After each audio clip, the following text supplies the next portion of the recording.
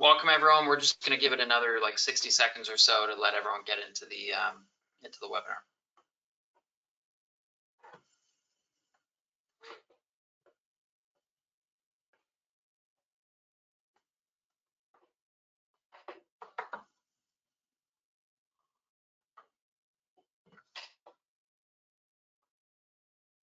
All right, I think we can get going. So thanks everyone for joining today, the year-end tax planning for individuals, hedge funds, and businesses webinar. There is a CRE credit application here. Make sure that if you are targeting to get that CRE credit, that you answer, I think all or almost all of the polling questions, and participate throughout the entire presentation or listen into the entire presentation. Alex Cummings and I are gonna kick this off and run through a lot of hopefully a lot of important information that you may or may not know, and for some of you it may be a refresher, and others it's the first time you've ever heard of this stuff. So we'll get going. Zainab, if you can switch to the next slide. Perfect. So just a quick note on Akram Associates. Mohammed couldn't join us today, but is here. His firm is taking over. So Akram Associates is registered with the states, NASB and others. They're predominantly a accounting practice, CPA practice focused on audit, advisory, and tax. FundViews Capital, we work closely with the Akram team on many items and many things for a lot of our clients, and have built a great relationship over the past few years.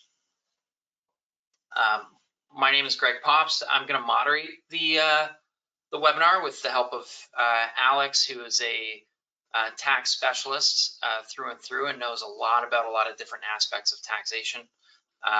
Mohammed couldn't join us today, but you're in good hands with us. Just, I'll just give a quick background. So I'm the partner in charge of tax here at Akram. I've been in the alternative investment space for 26 years. I joined the firm at the beginning of this year, but my whole career has been in tax and hedge funds, and net worth individuals, and financial products. Thanks, Alex. And quick background on myself. I started FundViews Capital about 3 years ago. Been in the alternative investments industry for about a decade. Mainly in the operation side, structuring, launching, and operating funds, private investment funds for advisors, managers, and others, other market participants. So thanks, Zainab. You can skip forward. So an introduction to today's webinar. As mentioned, we're going to talk about important tax planning strategies that these individuals, hedge funds, and businesses can explore to minimize tax liabilities, which everyone's goal typically is to do. We're going to cover a lot of different concepts, whether you're just an individual filer or manage a hedge fund or advise clients. I'm sure this is going to be helpful for you. Perfect. So, Alex, do you want to take this slide away and start running through kind of the traps, we'll call them, at year end? Yeah, sure. So when we advise clients, we talk about tax planning. Often people are looking for tax efficiency. Really, one of the most efficient ways to be tax efficient is to avoid a tax adjustment or a trap, something that's going to give you a worse result from a tax perspective than you might expect. How do you go about that? Whether you're an individual or managing a fund, the best thing to do is around this time of year in December, you can start looking at your sort of year-to-date taxable income. You might need to pull reporting from your broker, work with your admin, or your accounting team to try to see where you are. And what you're really looking for is how does the taxable income year-to-date compare to book income? For investors and individual taxpayers alike, if they are seeing a taxable income number that is in line with book income, generally there aren't too many surprises or upset folks. With folks, especially that are investor funds or buy and hold or taking positions that might run for a while, sometimes you can have a lot of book appreciation and not a lot of taxable income. Sometimes that'll reverse. So you might have even if you have a good book income, the prior 2 or 3 years, you had a lot of appreciation that was unrealized gains. At some point, you're likely going to monetize those gains and it's going to be taxable income. So the first step in that is just seeing where we are with book to tax without considering any of the adjustments first. That's kind of your baseline. So that's your starting point. After that, we want to start looking for these traps that we're referring to. So a lot of people have probably heard about wash sales, but this is where there's a rule that if you have a unrealized loss in a position, let's say it's an equity holding, and you decide to sell that to get the benefit of that loss, instead of being unrealized loss, you turn it into taxable loss. If you acquire that same identical position 30 days before or after that sale, that loss is going to be suspended for tax purposes. You'll ultimately get to take the loss when you sell that position that you acquired. So if we're looking at our book to tax and saying, gosh, we have a lot of taxable income here and we're sitting on some losses in our portfolio, let's try to recognize those losses. That's a good strategy. It's just important to make sure that you haven't acquired that position before or after that sale within 30 days. So how do you, let's say that you're down big in a position and you want to take that loss, but you don't want to be out of the market. How can you do that? You can use a basket swap, which is generally a basket of securities that might reflect a similar position, or you could own a stock that is a similar industry or might have some correlation to it. So let's say you're long GM and GM's down a lot on the year and you sell it. You'd like to still be in the automotive industry. You might buy back or go into a basket of securities that represent the automotive industry: Ford, Stellantis, Toyota, Nissan, etc. The other thing you can do is get some economic exposure via options. So if you're down on a position, you decide to liquidate it. If you acquire a position in that stock, as long as it's far enough out of the money, that should not reflect a wash sale. Now, of course, the issue with that is it might not give you the same economic exposure. So wash sales are a big trap. Sometimes this also can catch people that are not looking to sell a position that's down and get a tax benefit, but rather somebody that's just trading. If your average hold period is a week, let's say, you might be in and out of a position and without intending to, accumulating quite a large wash sale adjustment. A lot of brokers will practice for you, and I think Interactive Brokers for one is a popular brokerage. They'll show you on their month-end statements your deferred losses, and that can give you a sense of what you're in for. Thanks, Alex. Before we move on to the straddles, one quick question is, if you were to sell, let's say it's shares in GM, and you wanted to sell shares in GM and purchase shares in Ford, for instance, would that be considered too substantially identical of a security, or because they're completely different businesses, it would be fine? Yeah, I mean, the good news with the wash sale rules, it literally has to be substantially identical. So that means effectively the same security. So Ford and GM are definitely not substantially identical. And for even for, like, let's say you're trading bonds and same issuer but a different maturity or a different interest rate, it's not going to be considered substantially identical. So it's a little easier to avoid wash sales in a fixed income portfolio. But with an equity, it literally has to be the same position. You also have to be careful with things like ETFs or mutual funds.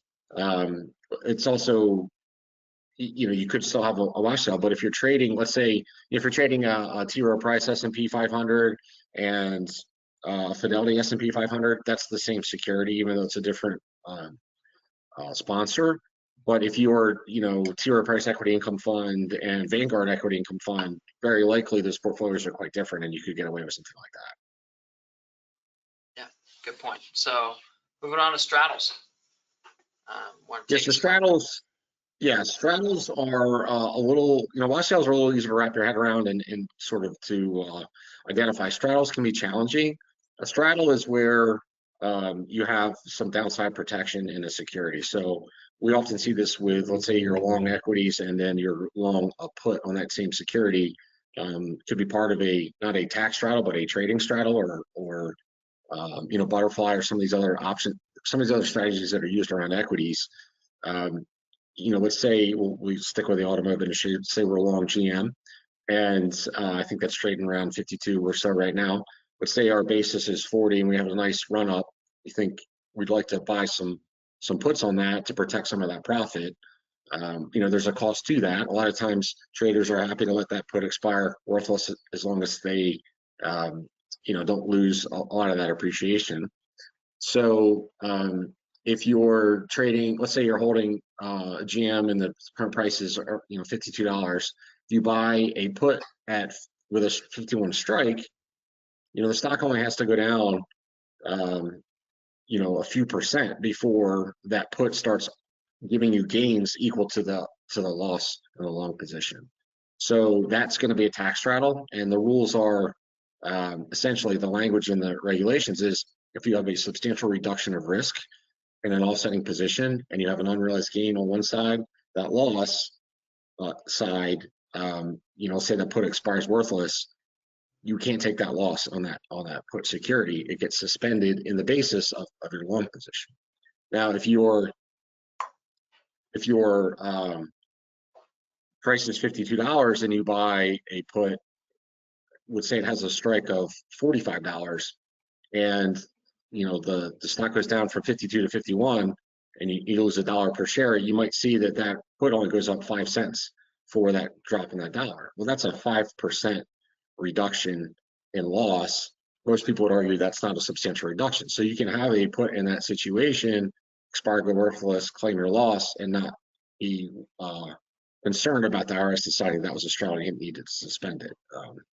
As you can see from that example, there's a lot of kind of analysis that goes into it. There's no bright line test to tell you when it is or it isn't a substantial reduction of risk. So a lot of tax firms will kind of come up with a methodology that kind of looks at the correlation. Some firms will just say, you know, it's too hard to do that. There's too much volume here. If it's an offsetting position at all, it's going to be a straddle. That's a conservative way to go about it. But you know, that can definitely be a challenge. Some of the other things that you need to be aware of is if you do have a position that puts you into a straddle position, the holding period of that long or whatever side is going to be suspended. So sometimes people do this because they're trying to get to long term. So if you're at 11 months and you're like, I'm going to buy a put, I'm going to, you know, it's at $52, I'm going to buy a put at 52, I'm hedged now. You're going to stay at 11 months until you take off that put. So you can't use it to age the position to long term. And lastly, if you do a lot of this type of trading, sometimes what you run into is if you look across your portfolio, you could see that you've got lots of different positions that arguably could be a straddle. You know, so you've got, you know, longs and puts and call options and short positions and all these things that if you match together, you're not sure exactly which position is matched where. So to deal with that, there's something called an identified straddle election you can make where you're sort of pairing those trades so that you're protected against the risk of the IRS coming in and sort of arguing that if you looked across the broad portfolio, kind of cherry picking the position what might be a straddle. Again, very detailed, you know, lots of analysis that goes into that. And, you know, it starts to get to be, you know, sort of thick in terms of, you know, how to manage those types of things. So it seems like wash sales, you know, doubling down options, basket swaps are a lot easier to manage than the straddle option, right? To avoid the traps. Perfect. So next slide. So there's a few other things we need to look at here for traps. So when you have an unsettled short position, so let's just say we're long short funds and we're sort of long the securities we think are undervalued and we're short the securities we think are overvalued, and we want to close a short position. So if you want that loss to be recognized for tax purposes, it's important. So with regular trading, it's a realized gain on a trade date basis, not a settlement date basis. But for closing short positions, if you close the short December 30th and it doesn't settle until January 3rd, that's still an unrealized loss or gain for the year. So that's just one sort of rule to be aware of. If you're doing some selling right at sort of the last minute, it's important to leave enough time for that short position to actually close and settle.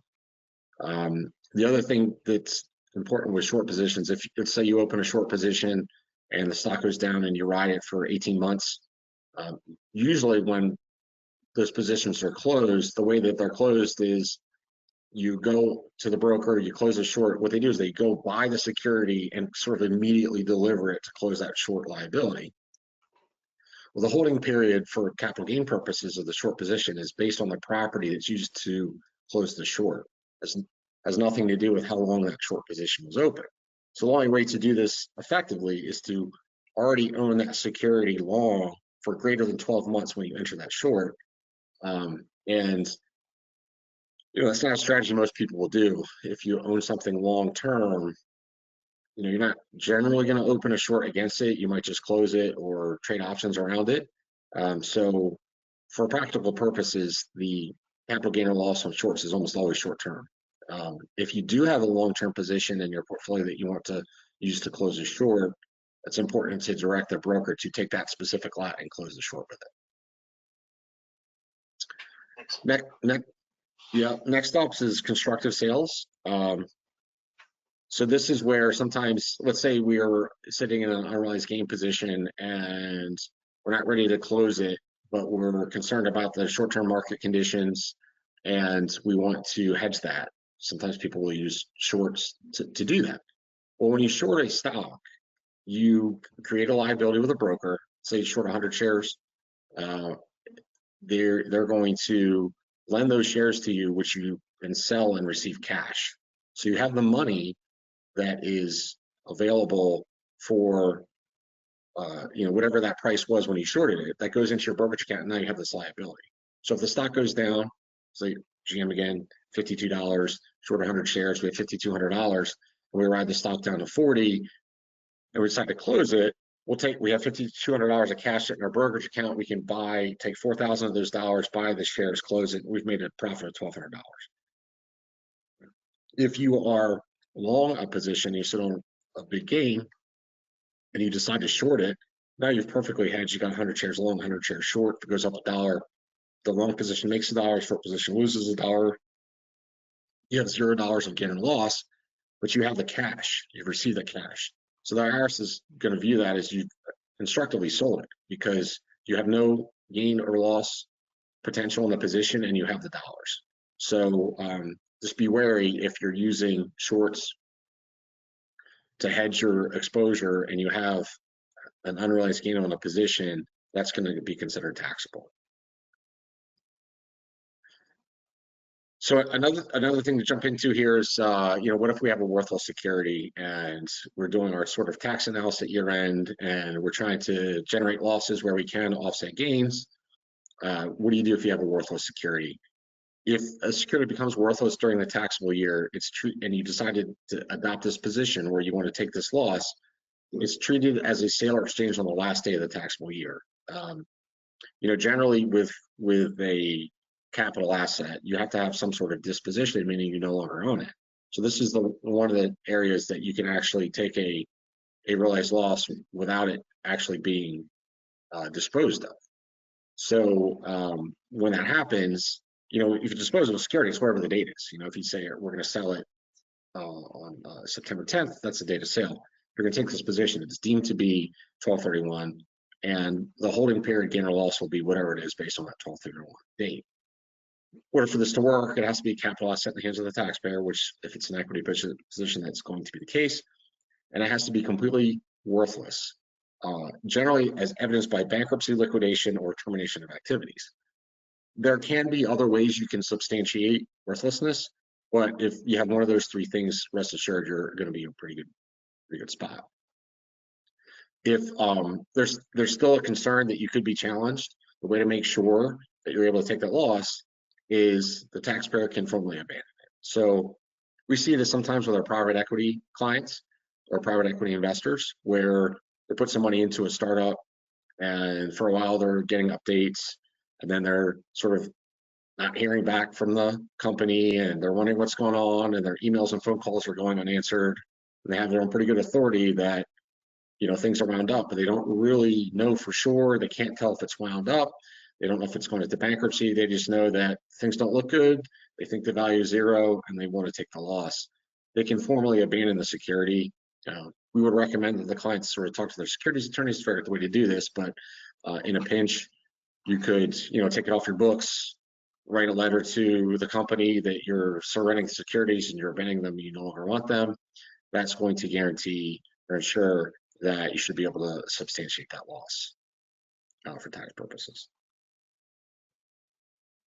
The last thing that we wanted to sort of touch on here is the trader investor status. We're going to talk about this a little bit. This is an annual test, right? So what this relates to is if you're an investor, either as an individual or a fund, this means that you're generally holding things for capital appreciation, interest and dividends. You might have a lot of unrealized gains. If you sell your positions, you might have a lot of long-term gains. The investment expenses of that activity can be considered a portfolio deduction, which under current law are non-deductible. Alternatively, if you're trading and you're more than half the days of the year making trades, your portfolio turnover is multiple times throughout the year, and you're sort of in and out of positions, and you're capturing that short-term price movement, you're a trader, and the benefit to that is operating expenses, including management fees, audit costs, legal costs, accounting costs, and so on, you get to take as an ordinary deduction. That is an annual test based on your facts and circumstances. And sometimes clients can find themselves in the position that if their trading volume or activity or strategies change materially, they might have been a trader for multiple years, and they find when they go to do their taxes that because they took a pause throughout the year, or their portfolio's changed where they're still trading a chunk, but they have a big portion of their balance sheet that's in buy and hold assets, you might be an investor, and that could be a surprise where a lot of expenses that you previously were able to deduct are now not deductible. So it's just important to understand that if your activity is changing throughout the year, it would be good to check with your tax advisors before year end to understand that change. Perfect. Okay, so let's say we've looked at our book to tax, we've looked for all these tax traps, and we assessed risk. One thing I guess I'd like to point out too is if you are concerned that you have lost sales, or you think you have straddles, or some of these things have happened and it's December, there's still time to cure these things. With straddles, you can sell the other side of the position that the loss is suspended in. That'll free up the loss. Wash sales, same thing. If you found that you've accumulated a bunch of wash sales, as long as you sell those positions during the taxable year and stay out of them for 30 days going into the next year, even, you could go to cash December 30th. You could have millions of dollars accumulated wash sales. If you didn't trade again until February 1st, you're going to have zero wash sale adjustments on your return. So there's still time to fix these things. So, it's important to assess that. Then we get to, okay, we've kind of cleaned up, we've looked for problems that we might have. Now we're looking to let's do some things that can help us from a tax perspective. So when do we want to recognize capital gains and losses in the portfolio? So really there, clients will sometimes ask, is it better to sell this position now and take the gain now? Should I wait? There are a lot of things that could impact that, and history will be a guide. You'll know later what you should have done based on what happens. If generally what we advise people is it's important to consider tax consequences, but what's the portfolio, what should happen to the portfolio, like based on what we think is going to happen with security. That generally should be guiding the activity. If you think that there's a big gain in a position and you want to monetize it, but you're worried about the tax impact, it might be ill-advised to not take that gain because maybe the security is going to go down. So, based on the folks that are making the investment decisions, really that should carry the day. Beyond that, or if you're sort of, you could stay in it, you could liquidate it. You start looking at, we've already decided from a portfolio perspective, and then we have these things that we could let go of. What should we be focusing on? So it sort of boils down to your personal tax situation. This is difficult to do if you're considering it for an investor or a fund rather. You don't know people's personal tax situation, but You can consider what your situation looks like this year versus next year. Do you have capital loss carryovers? Are you moving states from a high tax to a low tax or low tax to a high tax? Are you on the cusp of a higher tax bracket? Some of those things can come into play, which will be important to consider for people that are getting a carry or an incentive allocation. How close are we to a 3-year holding period? Once you exceed 3-year holding period, you get the long-term treatment on your allocations. Some other things to think about. Let's say we wanted to go forward, please.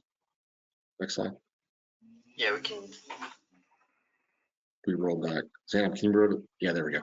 So stay here for a minute. So let's say that you're an LP or you're a GP even, and there's a position in the portfolio that the fund manager would like to sell or otherwise liquidate.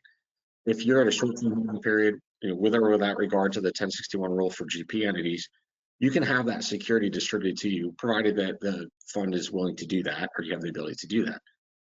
You can distribute securities from investment partnerships tax-free right to your brokerage account, and that gives you the control of when you'd like to sell that. It's also for people that are in a position where they want to reduce taxable income, charitable contributions, securities that have unrealized gain in them that are greater than a year. When you donate that to charity, you get the deduction that's the value of that security. So you can take something, not pay taxes on it, on that gain, and then get a deduction for the whole value, which is an incredible tax planning tool. The other thing is if you just want to hold it to long term, you can have them distribute it to you. It's 11 months. You hold it for a month and a day, then you sell your portfolio and you get long-term gains. So that's a very powerful tool if you have the transparency, the ability to look through, especially if you're doing charity. You can do a lot of things with that tactic. If we're just talking about tax loss harvesting and what should we do here, it's definitely helpful to do in that scenario where taxable income is greater than book. Managers or individual investors will often look to free up some losses. When you're doing that, if you have a practice of doing tax loss harvesting and you want to do that, it may be beneficial to do it. I mentioned sort of looking in December, the end of the year, to see where you are. If you know you're going to do tax loss harvesting, it's good to monitor it kind of ongoing. The reason for this is it's generally better to sell unrealized loss in a position before it gets to the 1-year mark. The reason for that is there's a netting that happens at the individual level, where if you have long-term gains, if you have in short-term gains, and then you decide you're going to sell a position, if it's already long-term, at first it's going to net that long-term gain. If you sell it as a short-term position, you're going to net it with your short-term gains first. So with a long-term rate being much lower than the marginal short-term rate, it's about half. You want to try to reduce your short-term gains if you can first. So if you're going to be in a tax loss harvesting mode, if you wait until December, there might be a lot of things that you decide to sell that are already long-term rate. So the funds or the investors that do this sort of religiously, and it's part of what they do, you're going to want to do that maybe on a monthly basis and identify those positions, which if they're still down at the next month, you decide to liquidate. Now, just be careful that if you do that, we have to wait 30 days before we reacquire that position, or we need to trade around it by using some other sort of surrogate for that security in the market to avoid that wash. So, next slide, please. Thanks, Annette. So we're coming up to our first polling question.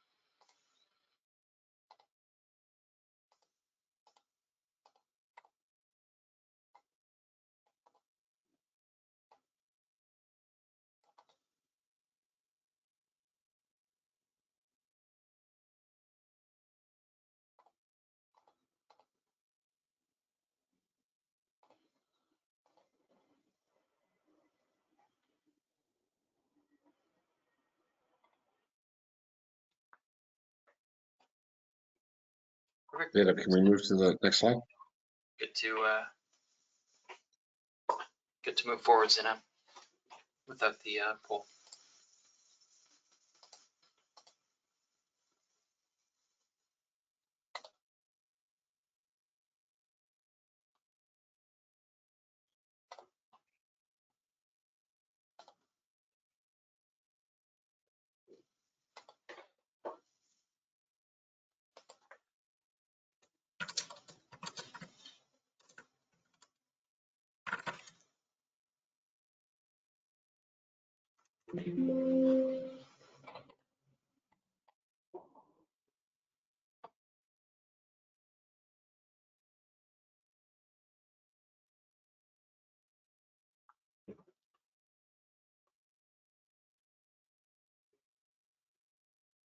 Advance this.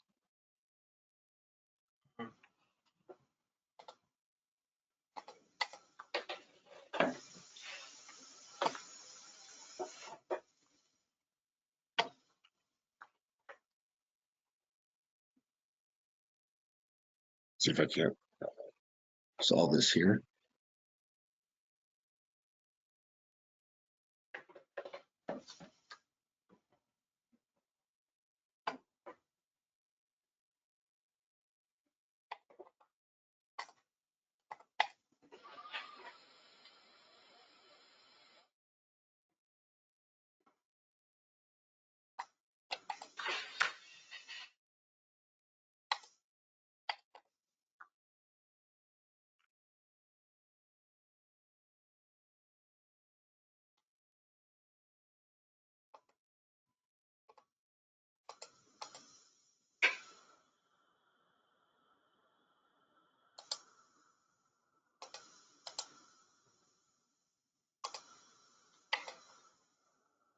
Okay, now it is stopped. Screen will be on. Go and show the screen.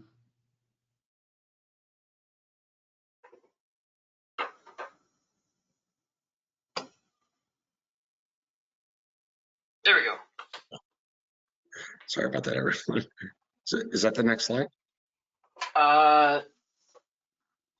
Let's see, miscellaneous itemized deductions. Yeah. So, Alex, on the miscellaneous itemized deductions, so do you want to touch on kind of the Tax Cuts and Jobs Act? I know obviously things may change going forward, but we can kind of touch on it from here. Yeah. So we touched on this just briefly before when I talked about one of the pitfalls being the trader versus investor with that activity. So, this portfolio deduction rule existed prior to 2018. It's just that there was a limited ability to deduct the expenses. You could deduct them to the extent they exceeded 2% of your AGI. Once 2018 hit, they became non-deductible totally. So this is a limited provision. It's set to expire at the end of 2025. It's unclear whether or not this is going to be extended. All eyes are on Congress. So for now, I think we need to just assume it's still here, and then we'll just keep our eyes on what developments evolve with respect to this. And here again, we need to make sure, we need to look to see whether we as an individual or our fund is a trader or an investor. If you are an investor fund, what you can try to do, some of the clients when this rule came out look to sort of change their fee structure, minimize the expenses at the fund, reduce management fees, increase incentive, things like that. You may also be able to capitalize investments in capitalize some of the costs and the cost of the investment, depending on how you structure your portfolio. Perfect. We, as we're waiting on the slides to come back, Alex, do you want to touch on the next slide? Just touch on kind of the passive or PFIC, passive foreign investment company, and how they can utilize to get the benefit of portfolio deductions as a way to net expenses against PFIC income. Yeah, I mean, we can continue with the content. So basically, if you are somebody that has a lot of investments in funds which are investor funds, and you're seeing these expenses come through, and you're sort of like wondering, what can I do? This probably really applies more to, very high net worth individuals or families, maybe less of a fund strategy. But if you're a high net worth investor, you can, and you're invested in hedge funds that have an onshore and an offshore fund, almost always, we're going into the onshore feeder, right? It's a Delaware LP, we're getting a K1, we're filling that subdoc. We get the K1 and it shows us our share of interest and dividends and capital gains and portfolio deductions. Well, if they have an offshore variant of that and certain other rules are met, they're generally, and offshore funds generally for our non-US persons and our tax exempts, and that structure avoids sort of the negative tax consequences that go along with investing in a partnership if you're one of those vehicles. But if that offshore fund, if that manager will allow you as a US person to go into that offshore fund, and they will provide the reporting that you need on for a PFIC, then what you get something called a PFIC annual information statement, and it looks a little strange. It's sort of like a letter, but it gives you two numbers. It gives you your PFIC ordinary income, which is kind of the equivalent of like a dividend that you might get on a 1099 for a mutual fund, and your PFIC capital gain, which is kind of equivalent to long-term capital gain distributions that you might get on a 1099 for a mutual fund. And unsurprisingly, the ordinary income's taxed at the ordinary rate, long-term is taxed at the long-term rate. Well, one of the interesting things about a PFIC is, as it's a corporation, it's technically a corporation, there's no portfolio deduction concept. And if you have lots of portfolio deductions, those within that PFIC structure will net with the ordinary income. So this is, if you think of, let's say, like a levered debt fund, it might not produce any long-term gains, but it might produce a lot of portfolio deductions, where you can net all those expenses with that interest income. And some clients have seen that their after tax, let's say 40% your marginal rate of tax, including NII, they might find that their after tax, their effective tax rate is something like 46 or 48% because of the deductions they don't get to net. Well, if you have a PFIC and you get a PFIC statement, you can net those, and so that's one strategy that can work. The other thing is really more for family. So if you have a family office, so this is maybe multi-generational or wealthy, successful business, and they have the sort of the patriarch of that family, and then kids and grandkids, and there's lots of folks invested. Many times those investment strategies are much more sort of conservative, buy and hold, private equity, and a lot of the portfolio is investor. Well, then there's lots of expenses too. We have attorneys, we have investment analysts, we have lots of overhead. So family office structures where they actually create a management company, and that management company employs all those people that provides all the services, and the portfolio is in family investment partnerships that pay a carry to that management company. So if you had an overhead of $2 or $3 million a year for these advisors and employees, that's all non-deductible as a portfolio deduction. So what you can do is you can have a incentive allocation from the investment portfolio go to that management company, which is revenue, and then they have expenses which they offset, which are their salaries and fees. That carry allocation reduces the taxable income of the investment portfolio and effectively makes that overhead non-deductible.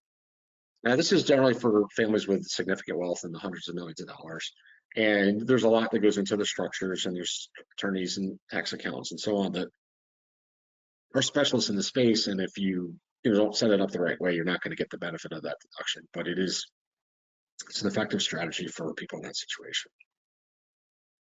Perfect. So next, Zinab, if you can forward on, is the sunset of certain Tax Cuts and Jobs Act provisions. So obviously we know it's the TCJA is set to expire at the end of 2025, but there is I think a possibility now, of probably a good possibility, it gets extended or modified going forward. So let's look at what, back into kind of what this looks like in terms of what may change, but this is also a good way to kind of, for those who were less familiar with the Tax Cuts and Jobs Act in general, what the changes that were made in 2017 actually did, right, to some of these different market participants. Alex, if you want to start. Yeah. So we listed here the items which we think are most relevant to sort of the average participant in this panel. There are other changes which have been made permanent. for example, the corporate tax rates were lower, that's permanent. There's been talk about those being increased, but that would take legislative action. But there's a number of things that were temporary. And the ones that we think are most meaningful are, first of all, in 2018, if you had state and local taxes that exceeded $10,000, you could no longer deduct those as an itemized deduction against your federal income. That was a big sort of change. And high net worth folks or people that had a good income that lived in high tax states like New York and California and New Jersey sort of were hit the hardest. So that cap, it's $10,000 cap, meaning anything over that you don't get to deduct.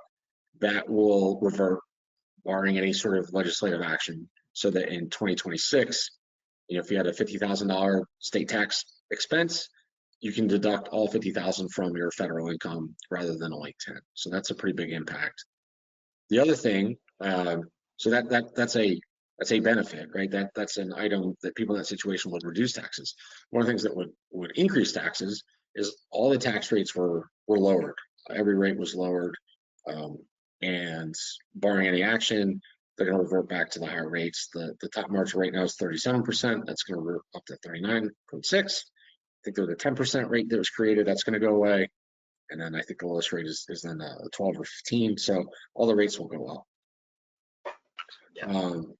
That is just to touch on that, Alex, that is something that I know, being Canadian originally, that a lot of people don't understand, is that what this Tax Cuts and Jobs Act did to the marginal tax rates was not reducing just the taxes on the highest marginal rates. It was reducing it kind of across the board. There's every rate on everything, but even the lower income earners had reduced tax. Absolutely, yeah. And there was a lot of sort of rhetoric that it was a tax cut for the rich and so on. And everyone's in a different tax situation, and I'm not going to sit here and tell you that there weren't very wealthy people that didn't benefit tremendously. But there were tax savings. Barring some sort of weird scenario, there were really tax savings across the board. So a lot of your middle and lower income folks really should be paying lower taxes. And I think what might be a surprise is if these things aren't extended or aren't modified in some way, people that experienced a reduction in taxes but felt that they didn't might be surprised to find out that their taxes go up. And it's a non-political statement. I pay taxes just like everybody else. I just look at the math and the numbers. The rates were lowered, so they're going back up. So I suspect, we'll talk about next. Yeah, I suspect that even if rates go up, that they will preserve the cuts to the lower rates. I think politically that will be probably pretty easy to get through. So we'll see what happens. The other thing that benefited people, especially at the middle to lower income levels, is the standard deduction went up significantly, and that's going to revert back to, I think it's probably going to be inflation adjusted. So if people can recall that far back, the standard deduction now is something like $14,000, and it was in the $4,000 or $5,000 range previously. And to make up for that, there were exemptions. So a person had an exemption of $2,000 and some change. So if you had a lot of children and multiplied that, it got to go up. So you sort of lost the exemptions, but your standard deduction went up significantly. And for people that have a mortgage that's not very significant and state taxes that aren't very high and everything else, that higher standard deduction really helped people in that situation. So that will revert back, barring any other change. I think majority of people don't itemize deductions anyway, so I think it was very helpful to people who don't itemize their deductions. And really, I think there were a lot of people that did itemize that still found that with a higher standard deduction, they were better off. So the number of people itemized went down a lot too, because there was a bubble, a donut hole of folks that were itemizing but still benefited. Which saves the IRS a lot of work, I would imagine, going through itemized deductions. If there's much less itemized deductions, there's less. The returns got easier. Yeah, the returns got easier. They're easy to process and so on. So it's all still enforcement for sure. Great. So next one. Yeah, the next one. This really. Well, not next slide. Sorry. No, go back. Nope. We got to go backwards. So I think the next one was the miscellaneous itemized deduction, and everybody can do their quick poll while we talk about this. The miscellaneous itemized deduction will really probably only benefit high net worth folks. But we took that away. One more slide, please. Back one more slide. I Back. think you're going forwards now. We gotta go all the way back. All right, one forward one. There we go. Okay, stay here. Yeah. So the most. Okay. Perfect. So the miscellaneous deductions one. So we've talked about this a bit now. So this was something that hurt the sort of high net worth folks. This was definitely a revenue raiser that really likely only impacted high net worth folks. So if there's no change, this will go back. And so we talked about these expenses. 2% of your AGI is still a pretty big number, but if you have lots and lots of investments and not a lot of ordinary earnings, there are quite a number of folks that were getting a tax deduction benefit for this. So this, barring any changes, will go back to being a deduction. So this was definitely a revenue raiser that impacted high net worth folks. We have certain other provisions here, which is just a catch-all. Really nothing. There were a lot of other changes that were smaller, probably less meaningful to this audience. And as we stated earlier, we expect this to change. We don't know exactly what it may look like. This is what's out there based on no legislative action, and the industry will be talking about it, and we'll see what the proposals are. I can tell you from recollection that the TCJA passed pretty late in 2017, so it's sort of like right at the end of the year. I wouldn't be surprised if whatever happens kind of rolls out, a year from now, right? So next November, December, there'll be a lot of flurry of activity in Congress, and we'll be seeing what these proposals are and seeing what support there is for passage. So, just keep your eyes peeled. Sounds good. Ready for the next polling question? Yeah.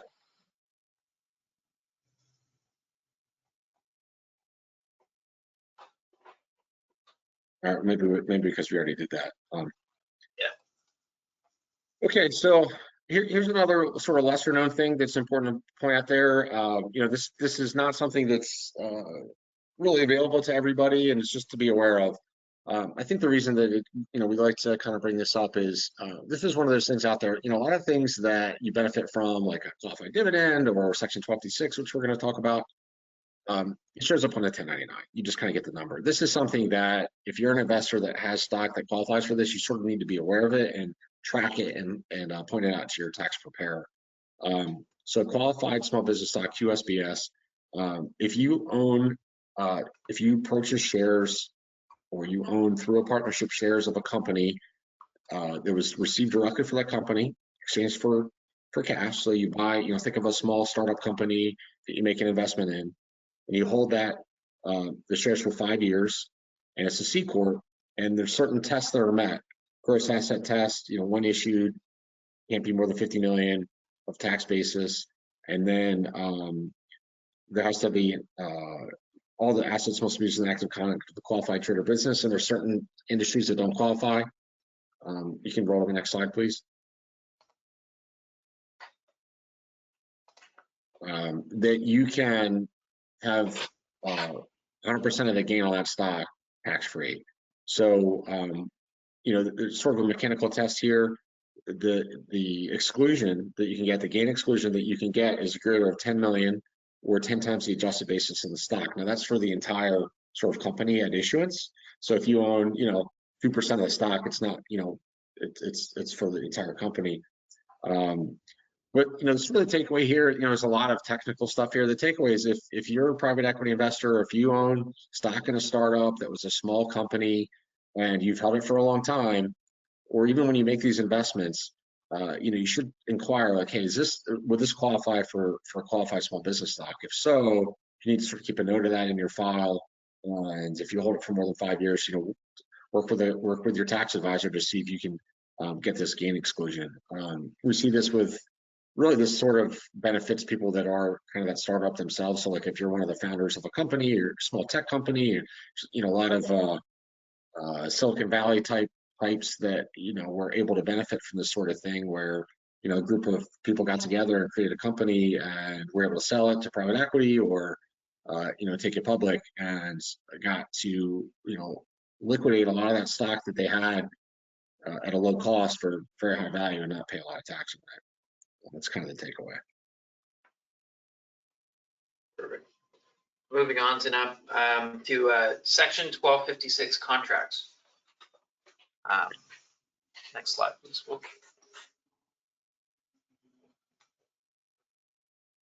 Okay, so this is more about QSBS. Full question. So what is the maximum gain exclusion limit for QSBS under section 1202?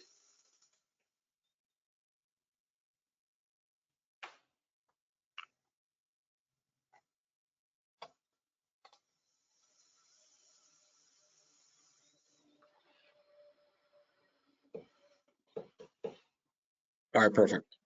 So a lot of people have heard section 1256. A lot of people may even know what this is, but this is definitely one of the things that can be traded in a portfolio that gives you a lower tax rate, especially as a trader.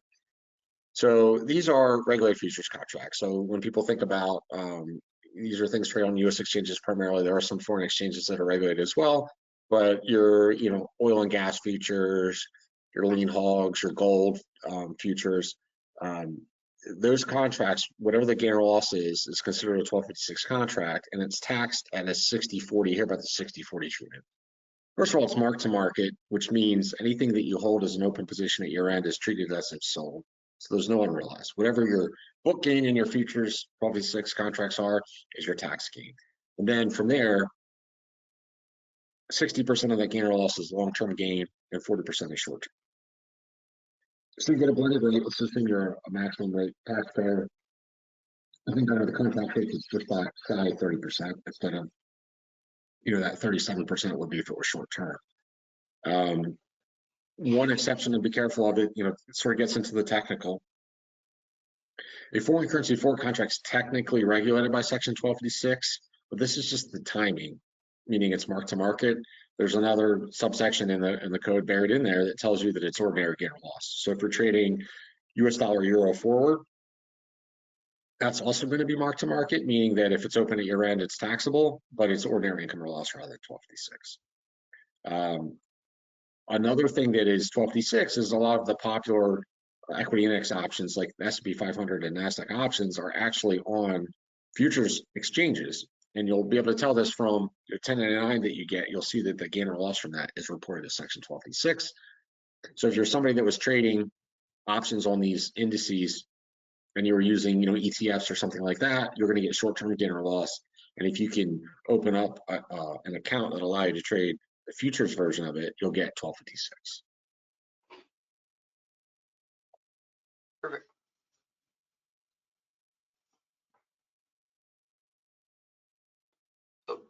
There's a couple tax selections that I want to throw out there. So, we talked about tax adjustments like straddles, wash sales, things like that. We talked about how complex the straddle adjustments could be and difficult to implement.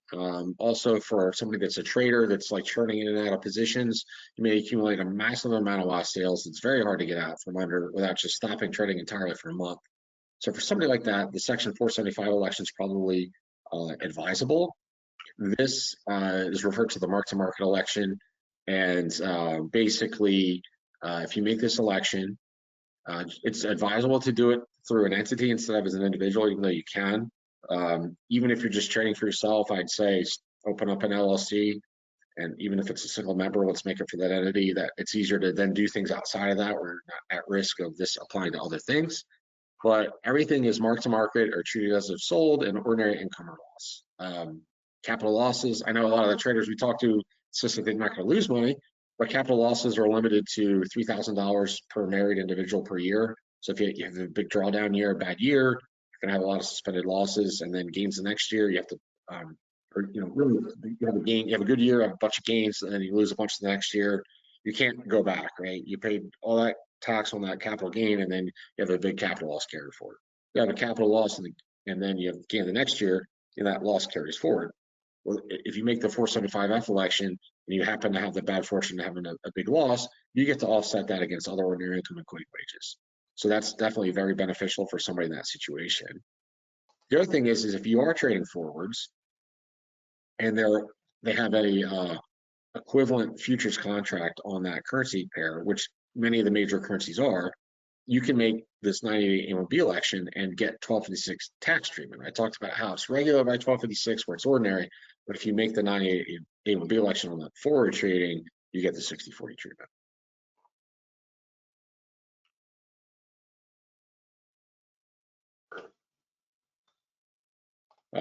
We're running a little short on time here, so I'm going to try to go somewhat quickly through this.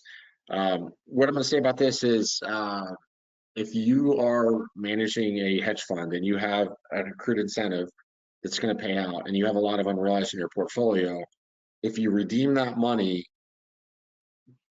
in that same year, all of it's going to be taxable. If you decide that you need to redeem it all and you can wait, or you can leave some of it in, redeem 50% of it, to the extent that you have unrealized gains in your portfolio, you're going to get to defer tax on that income.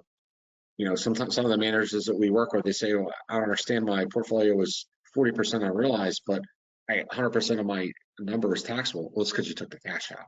So be careful about when you redeem capital from the GP, especially with an incentive, because you can accelerate income that otherwise would be deferred until a later year. Next slide.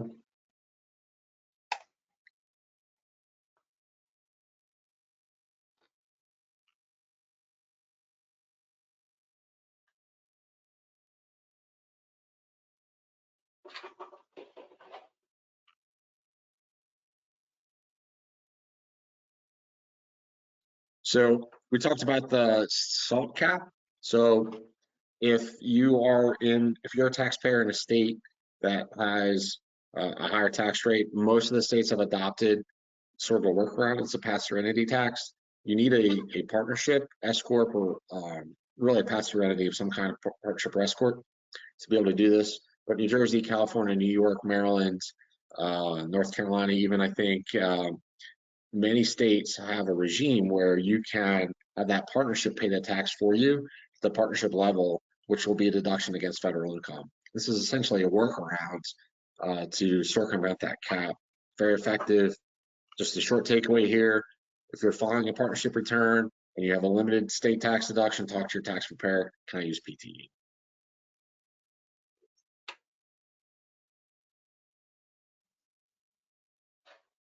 Perfect. Next slide. I think that should be the end of it. Perfect. Thank you, everyone, for joining. Perfect. Right on time. And if you have any questions, feel free to reach out to myself or reach out to Alex at Akram or anyone on the Akram team or the FundViews team for that. The information is at the bottom. Contact information. Thank you, everyone. All right. Thank you, everyone. Thanks, Greg. I appreciate it. Thank you.